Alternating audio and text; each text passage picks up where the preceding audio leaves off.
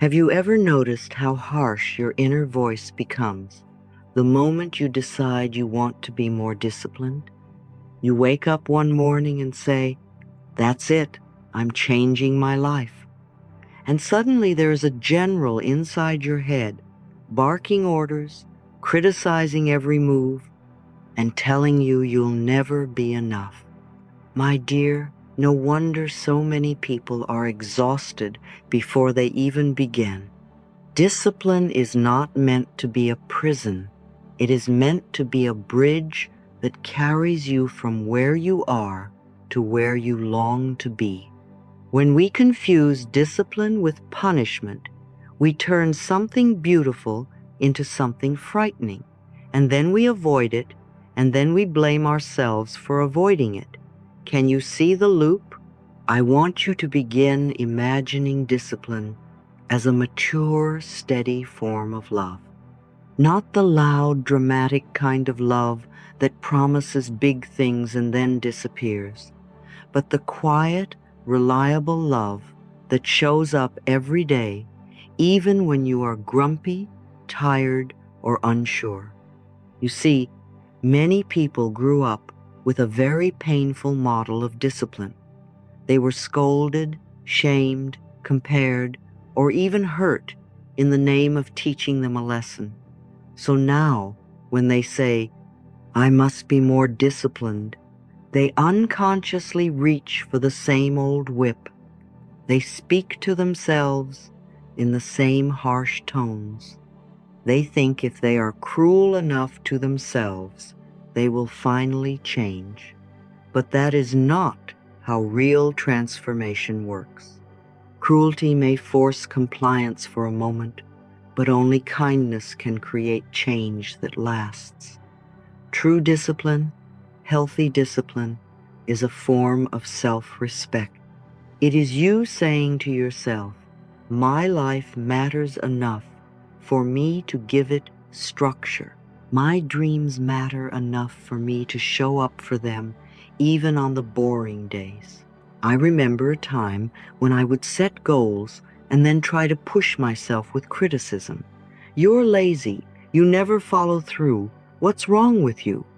I thought if I could shame myself enough, I would finally behave. What happened instead?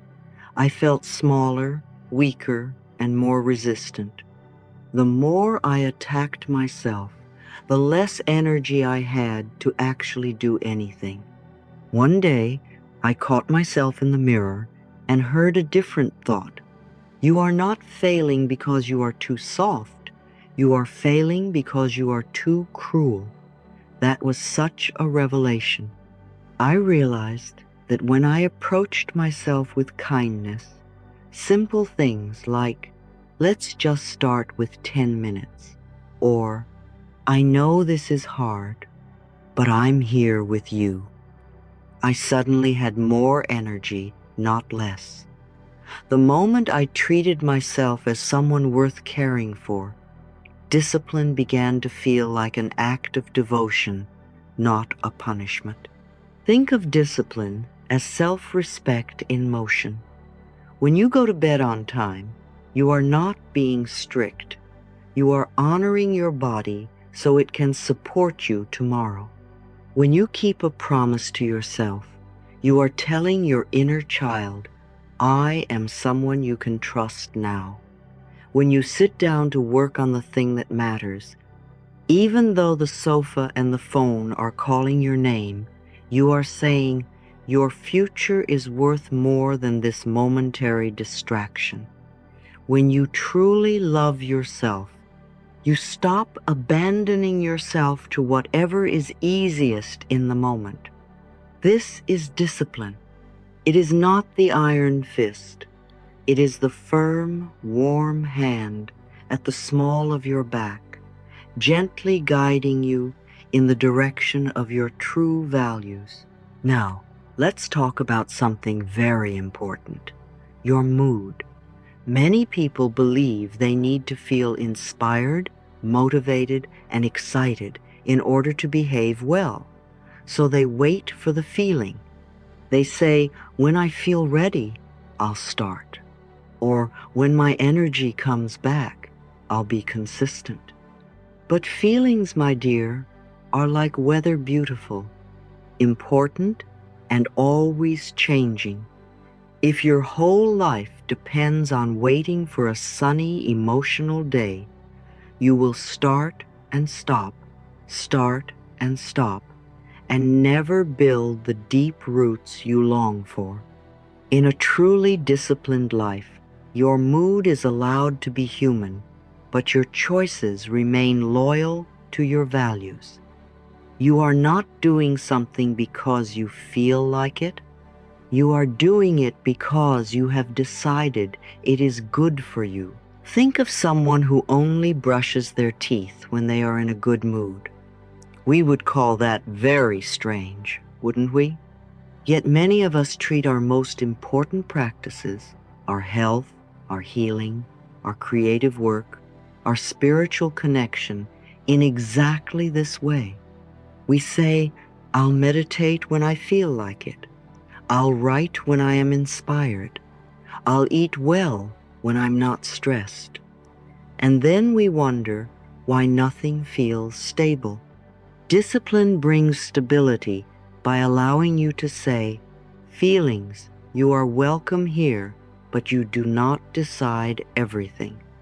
There will be mornings when you don't want to stretch, but your body still needs care. There will be evenings when you don't want to turn off the screen, but your nervous system still needs rest. Discipline is the art of doing what is right for you, especially on the days when you do not want to. I am not asking you to ignore your emotions. Emotions carry important information, and I want you to honor them. What I am inviting you into is a new relationship with them. Instead of letting mood be the driver, you can let mood be a passenger. You can say, I see you, sadness. You may sit beside me, but we are still going for our walk. Or, hello, resistance. I know you're here, but we are still going to spend 15 minutes on this project. This is not violence against yourself. This is protection of your deeper self. You have a part of you that wants comfort right now, and another part that wants a beautiful life in the long run. Discipline listens to both and then gently chooses for the long run. Now, I want you to look gently at the cost of always living by impulse and mood. You don't have to judge yourself, just observe.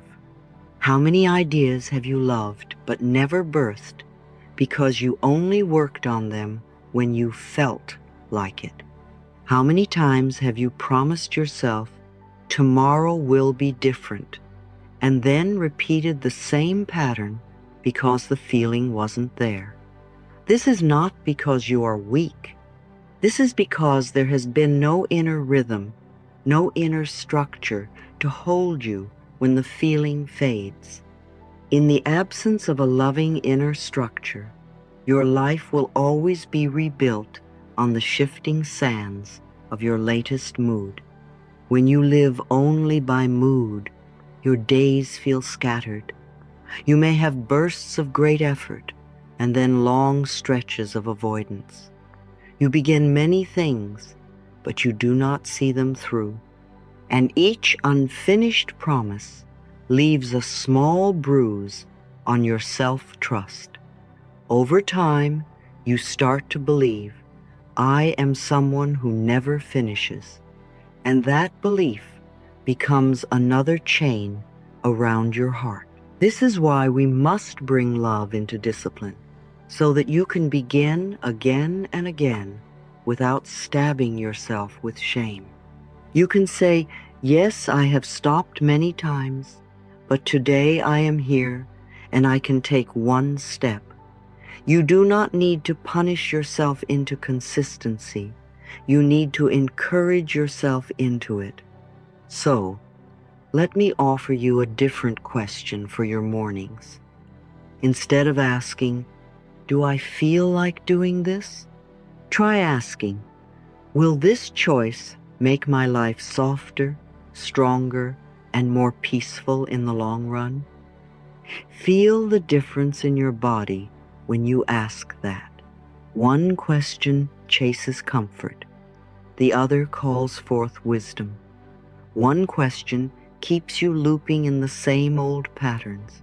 The other invites you into a life that feels more like the one you secretly hope for. When you begin to answer from that wiser place, you will notice something almost miraculous. Even when your mood is low, a small, steady joy appears as you keep your word to yourself. You feel proud, not in an arrogant way, but in a quiet, grounded way. You start to trust yourself again.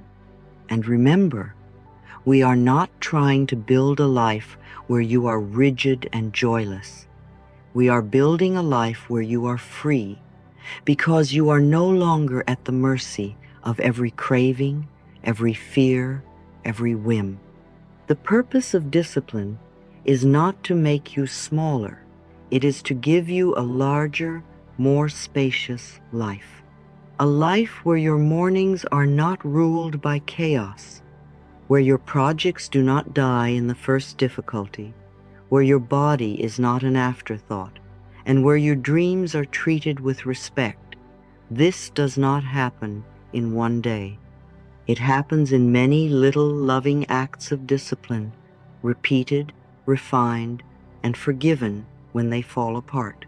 So the next time you hear the word discipline, I want you to notice what image comes to mind. If you see a whip, a scolding finger, or a disappointed face, gently thank that old image and let it go. In its place, imagine a wise, loving presence beside you, holding your hand and saying, "Come, let's do the next right thing together." That is the discipline I want for you. That is the discipline that can stay with you for a lifetime. And in a moment, we will begin to talk about how you can train your mind in simple, practical ways to follow this new rhythm so that discipline stops being a burden and begins to feel like the safest, kindest structure you have ever lived inside.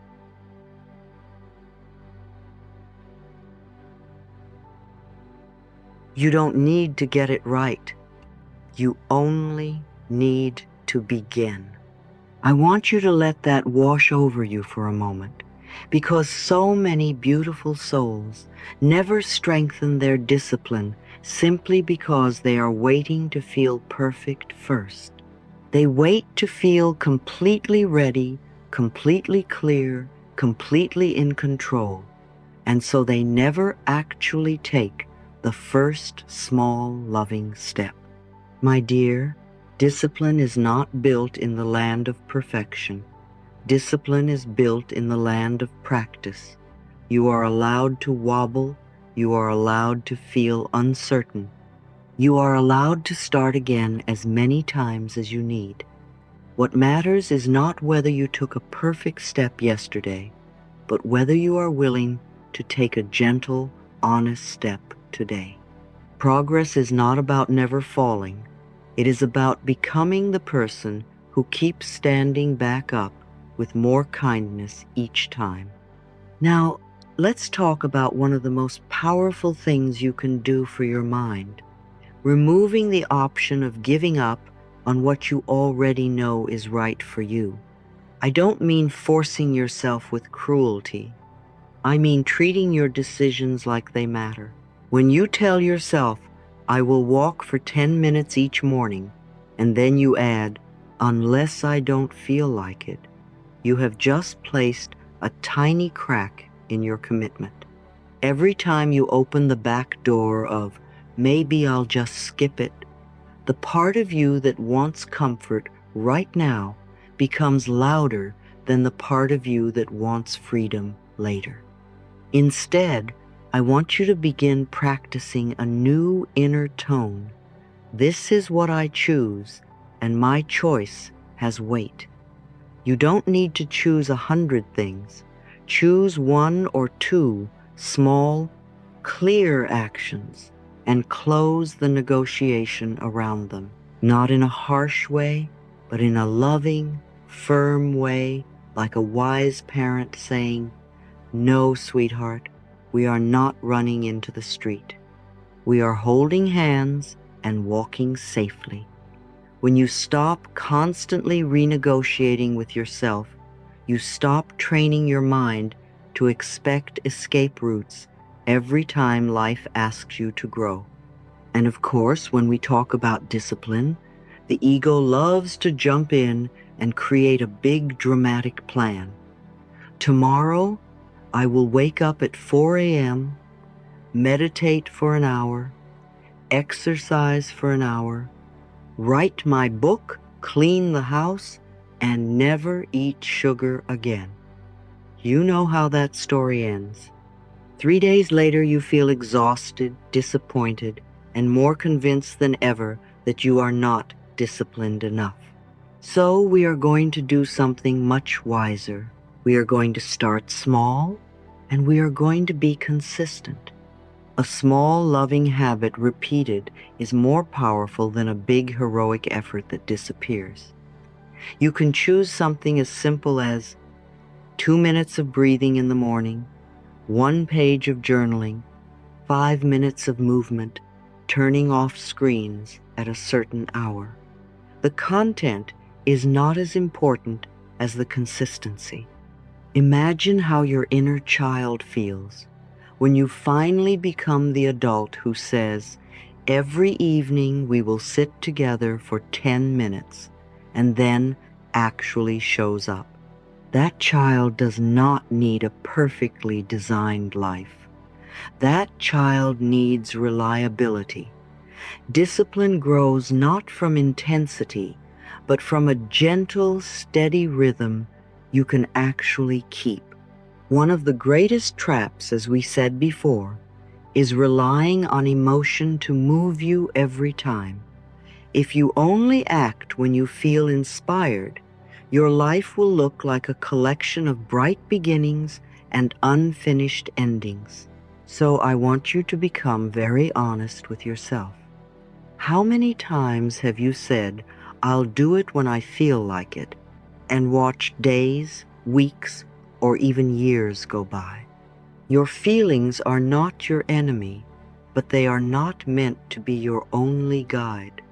Discipline is what happens when you allow your actions to be loyal to your values instead of loyal to your moods.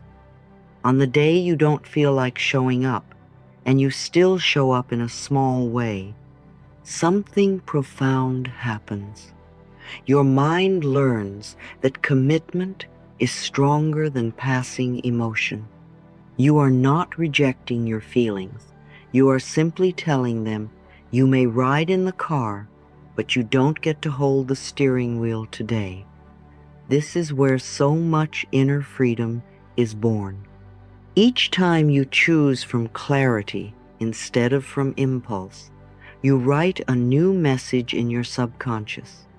I can trust myself to do what is good for me.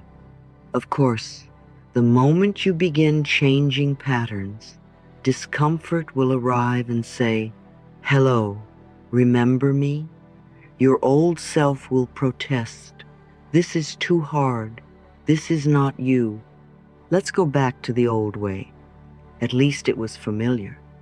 I want you to understand this very clearly. Discomfort does not always mean you are on the wrong path.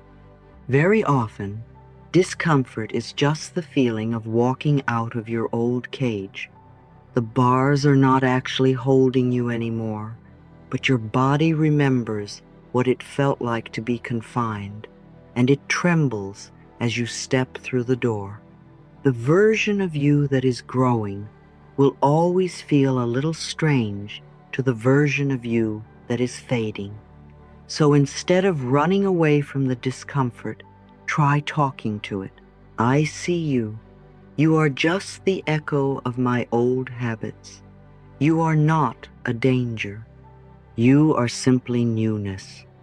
When you can stay with that feeling, breathe with it, soften around it, move gently forward in spite of it, you discover a new strength. There are doors in your life that only open when you are willing to walk through the awkwardness of the first steps. Now let's add something very practical and surprisingly healing: tracking your progress in a kind, honest way. Many people avoid looking at their actual behavior because they are afraid of what they will see. They think that if they don't write it down, it somehow doesn't count. But ignoring reality does not protect you. It only keeps you stuck. I want you to choose a very simple way of recording your actions. A small notebook, a calendar, a sheet on the wall, and each day mark whether you kept your one tiny commitment. No stories, no drama, just a little yes or no, a small check mark, a heart, a dot of color. This is not your report card from a critical teacher.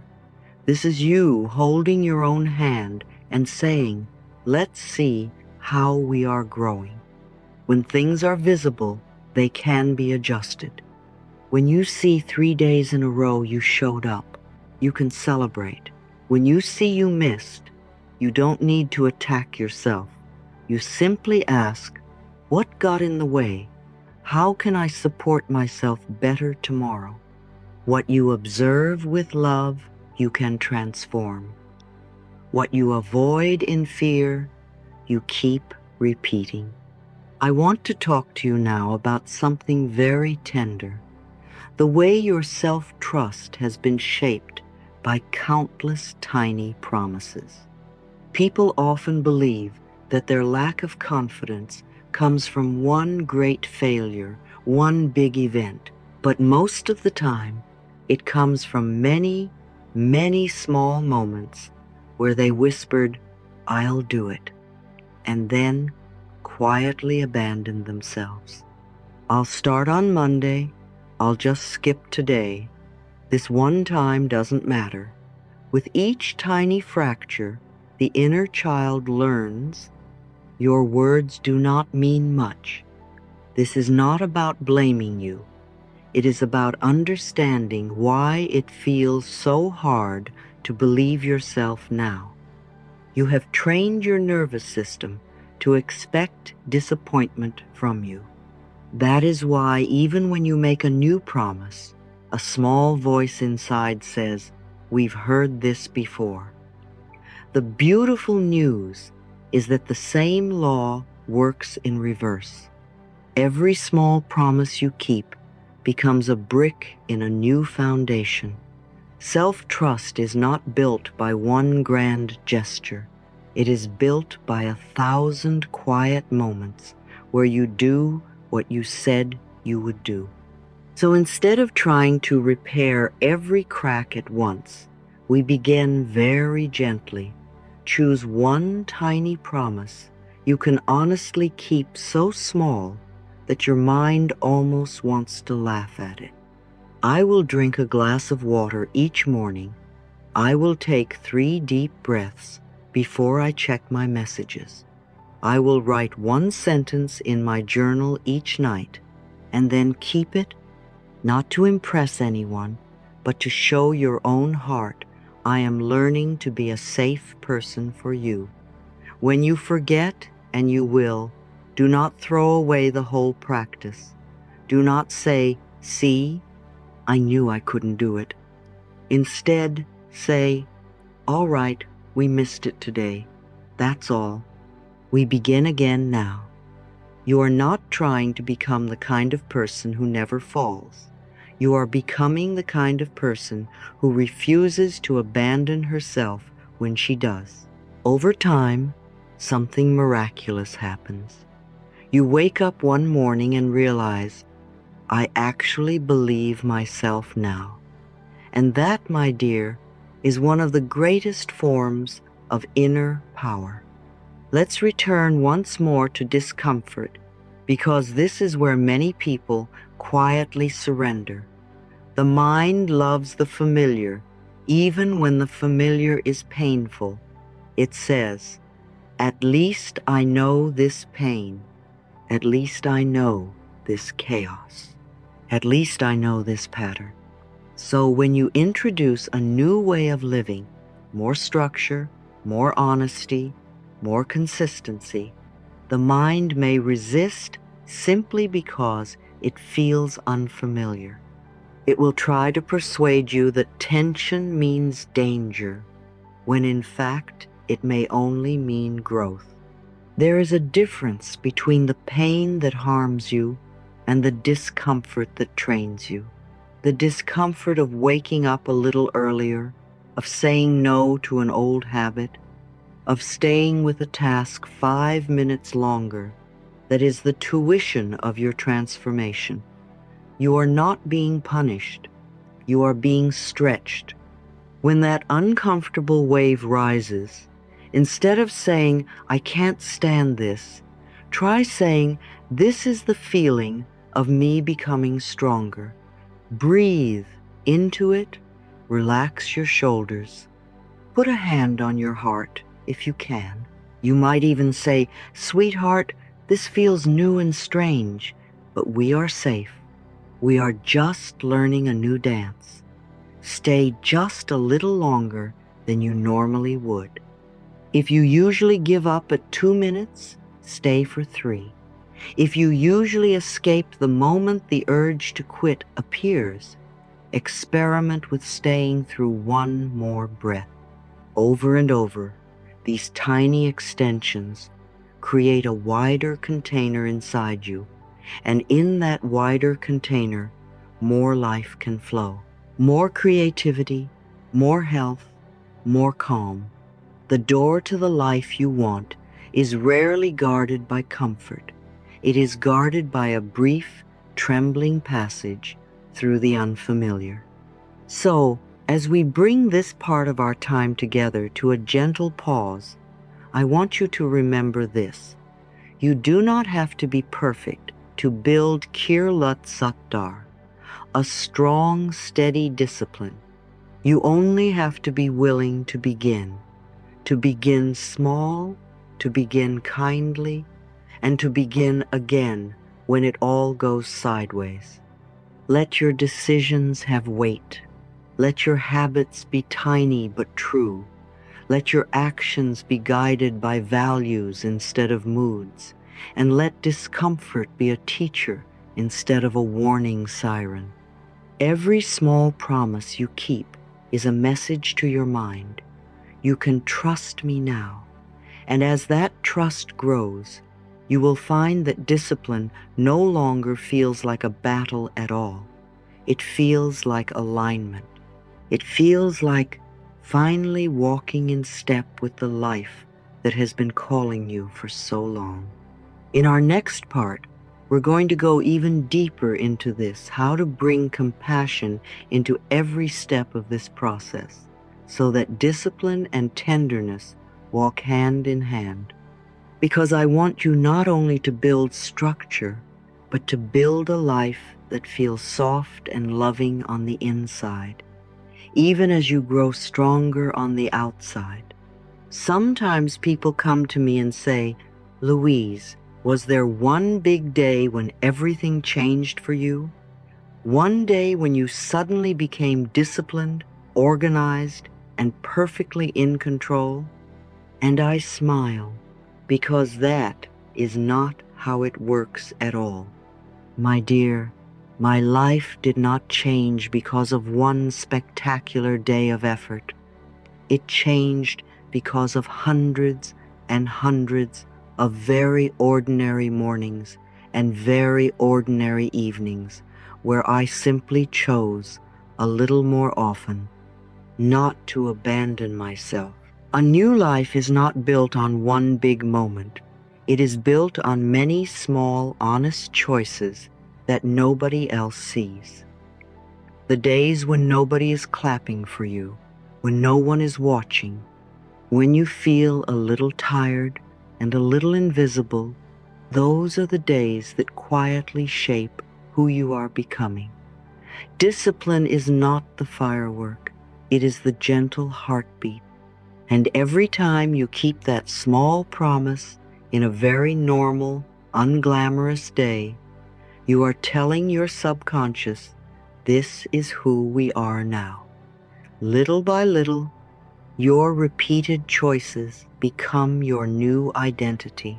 I want you to understand this so you stop waiting for that magical super day when you will do everything perfectly. That day is a fantasy. The reality is much softer and much kinder. You drink the water today. You go for the short walk today. You turn off the phone 10 minutes earlier tonight. Tomorrow you do it again and again and again. Discipline does not live in the intensity of one effort. It lives in the tenderness of a rhythm you return to. In those very ordinary days, lived a little more truthfully, a little more consistently, a new you is being born. You may not see it yet, but your nervous system sees it, your inner child feels it, your future self is already thanking you. Now, let's talk about something that scares a lot of people: looking honestly at yourself. Many of us avoid tracking our actions because we are afraid of what we will see. We think, if I don't write it down, maybe it doesn't count. But, my dear, you cannot heal what you refuse to look at. Vagueness is a very comfortable hiding place for procrastination and self-excuses. When everything is blurry, you can always say, "Oh, I'm doing okay," sort of. So instead of using discipline as a stick to beat yourself, I want you to use awareness as a light to guide yourself. Write very simply, today I did this. Today I skipped that. Today I kept this promise. No drama, no name calling, just clarity. What you are willing to see clearly, you are already beginning to change. This is not punishment. This is conscious love. When you hold yourself accountable with kindness, you are saying, I care enough about my life to stop lying to myself. Honesty with yourself is one of the deepest freedoms you will ever taste. And here is the beautiful paradox. Discipline does not steal your freedom, it returns it to you. Without discipline, you may feel free because you can do whatever you want in the moment. But notice who is actually in charge. Is it your calm, wise self? Or is it your impulses, your moods, your habits of delay, your cravings for comfort, your fear of discomfort? When there is no inner structure, you are easily pulled in a dozen directions by the smallest temptation. You say yes when you mean no. You stay up when you need sleep. You postpone what matters until your life begins to feel like one long apology to yourself. That is not freedom. That is being dragged. Discipline is not a prison. It is the bridge that carries you out of the chaos you no longer want to live in. When you begin to build simple, loving structure, clear bedtimes, clear priorities, clear boundaries, you stop living purely in reaction. You stop waiting to see what happens to you and start becoming someone who gently leads her own life. The part of you that is impulsive will still speak, but it no longer gets to write the whole story, and that is a wonderful feeling.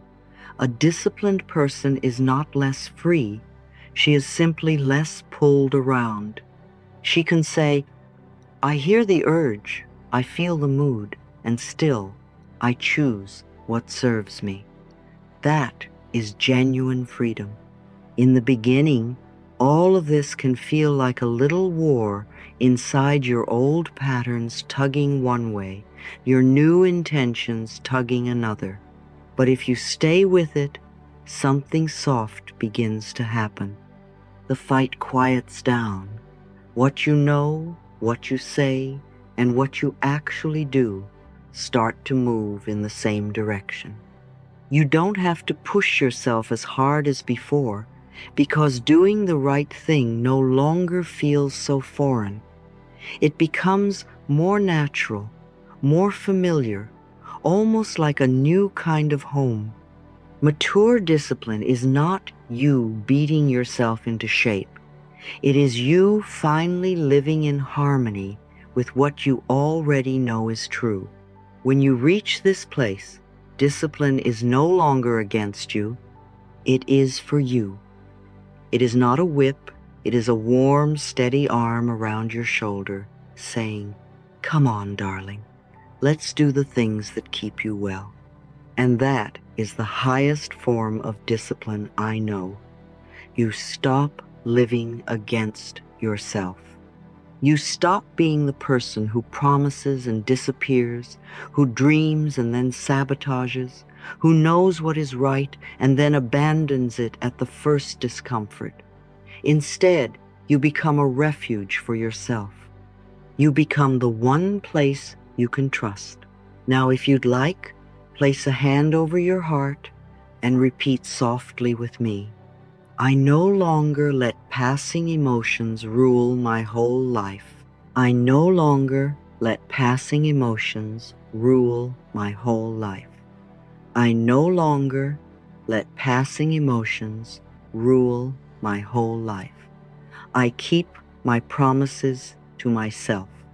I keep my promises to myself. I keep my promises to myself. I am strong enough to choose what is right for me. I am strong enough to choose what is right for me. I am strong enough to choose what is right for me. I accept the discomfort of growing into my best self. I accept the discomfort of growing into my best self. I accept the discomfort of growing into my best self. Self. I build my life with small, consistent, loving actions. I build my life with small, consistent, loving actions. I build my life with small, consistent, loving actions. My discipline is a beautiful way I love myself. My discipline is a beautiful way I love myself. My discipline is a beautiful way I love myself. You see, you do not have to become a perfect person overnight. You do not have to fix everything this week. You simply stop leaving yourself alone in all those little daily decisions. You stop saying it doesn't matter when your heart knows it does. And slowly, gently, your mind learns a new rhythm, steadier, kinder, truer. When you choose discipline in this loving way, you are not losing your softness. You are learning to live in the full strength of who you really are.